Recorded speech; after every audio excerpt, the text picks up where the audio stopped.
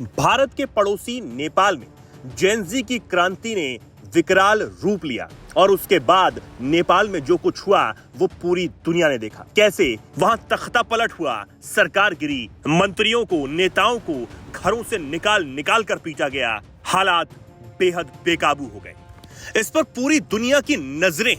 लेकिन इस बीच भारत में रह रही और बॉलीवुड की एक्ट्रेस मनीषा कोइराला की इस पर नजर बनी हुई है। मनीषा कोइराला ने नेपाल में जो कुछ हो रहा है उसको लेकर एक बयान दिया है।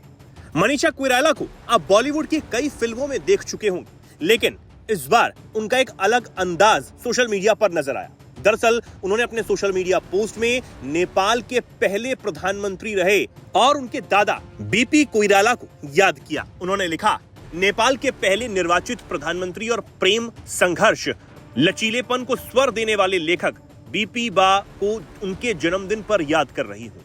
आज जब छात्र भ्रष्टाचार के विरुद्ध और स्वतंत्रता के लिए उठ खड़े हुए हैं तो उनके शब्द कालजयी लगते हैं। लोकतंत्र अविभाज्य है। यदि आप अपने देश में लोकतंत्र चाहते हैं तो आप इसके लिए सभी संघर्षों की उपेक्षा नहीं कर सकते।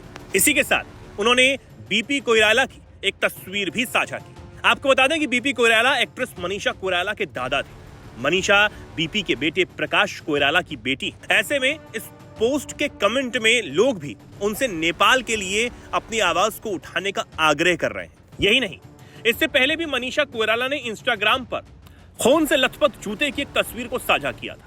साथ ही देश को झकझोरने वाले संकट पर एक तीखा मैसेज भी उन्होंने दिया था। हालांकि ये मैसेज उन्होंने नेपाली भाषा में लिखा था कि नेपाल का आज का दिन काला है, जब भ्रष्टाचार के खिलाफ आवाज उठाते युवाओं की मांग का जवाब सरकार गोलियों से दे रही है। नेपाल में जो हालात बिगड़े उसमें राजधानी काठमांडू समेत कई इलाकों में आगजनी, तोड़फोड़ और पथराव की घटनाएं सामने आई। इस बीच पुलिस की सख्ती में कम से कम 20 लोगों की मौत हो गई थी और करीब 300 से ज्यादा लोग घायल हुए, जिसके बाद भीड़ बेकाबू हो गई और संसद भवन से लेकर राष्ट्रपति भवन, प्रधानमंत्री आवास तक कब्जा कर लिया गया।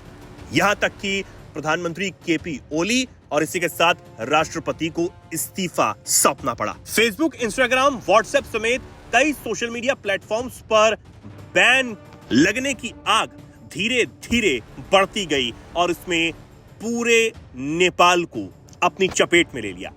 पहले से बढ़ते भ्रष्टाचार की वजह से गुस्साए आम लोग सरकार पर कहर बनकर टूटे और जो तस्वीरें नेपाल से सामने आई वो दिल को दहला देने वाली थी। सरकार की नीतियों के खिलाफ जारी ये विरोध प्रदर्शन लगातार उग्र ही हो रहा है। सवाल यह है कि अब तो प्रधानमंत्री और राष्ट्रपति तक का इस्तीफा हो चुका है, उसके बाद भी ये प्रदर्शनकारी खुद को रोक क्यों नहीं पा रहे हैं?